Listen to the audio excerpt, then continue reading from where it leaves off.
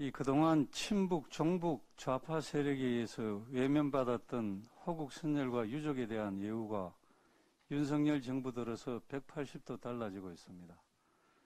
어제 윤석열 대통령께서 천안함, 연평도, 연평해전, 목함 지뢰 등 북한 도발에 맞선 장병과 유족들을 초청해 오찬을 열고 나라를 지킨 영웅들을 예우하고 유가족들을 따뜻하게 모시는 것은 정상적 국가의 당연한 책무라고 하셨습니다. 오찬에 참석한 천안함 전 함장은 천안함 폭침이 북한 소행임을 부정하는 세력이 정치, 언론, 교육계에 많다고 했습니다. 그동안의 마음고생이 얼마나 컸는지 짐작되는 말씀이었습니다. 실제 문재인 대통령 직속위원회는 천안함 좌초설 등 온갖 괴담을 유포하던 사람들의 요구에 따라서 천안함 폭침을 재조사하려 하였고 민주당 전 부대변인은 천안함 함장이 자기 부하들을 다 수장시켰다고도 했습니다. 지금 고교 교과서 대부분이 천안함 폭침을 언급도 하지 않거나 우발적 사건 등으로 얼버무리고 있습니다. 오죽하면 오찬에 참석한 천안함 전사자의 어머니가 북한 공격을 교과서에 잘 담아서 학생들이 잘 배우게 해달라고 하소연을 하셨을 정도입니다. 문재인 정권이 나라를 구한 영웅을 이처럼 홀대하고 핍박한 행태가 이루 말할 수 없었습니다.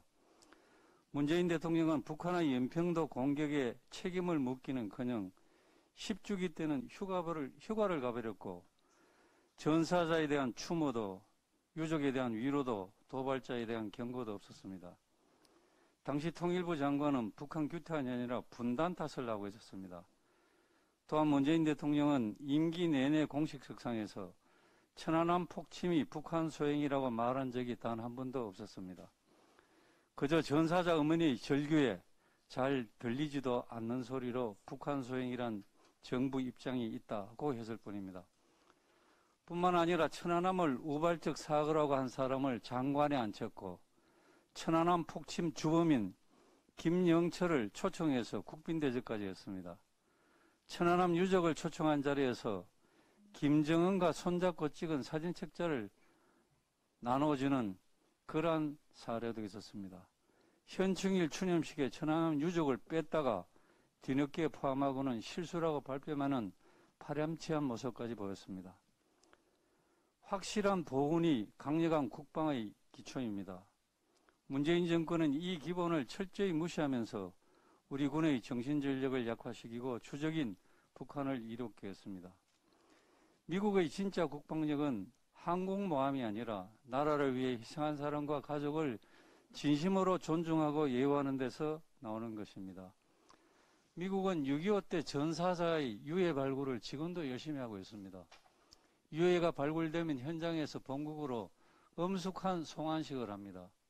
그리고 웰링턴 국립묘지에 도착하면 백마가 이끄는 그런 마차에 관을 싣고 엄숙한 안장식을 하고 그 성조기를 유가족에게 전달을 합니다. 미국이 이렇게 하는 것은 현재 현역 군인들이 그 모습을 보면서 나도 나라를 위해서 목숨을 바치겠다는 그러한 충성심을, 국가에 대한 충성심을 만들어내기 때문에 그렇습니다. 어제 대통령의 유가족 행사를 우리 군인들도 다 지켜봤을 것입니다. 이것은 우리 군의 정신전력과 사기에 매우 중요하다고 생각을 저는 하고 있습니다. 윤석열 정부는 앞으로 이러한 점을 잊지 말고 지금처럼 전임 문재인 정권과는 확실히 다른 그러한 보훈 정책을 펼쳐주시길 바랍니다.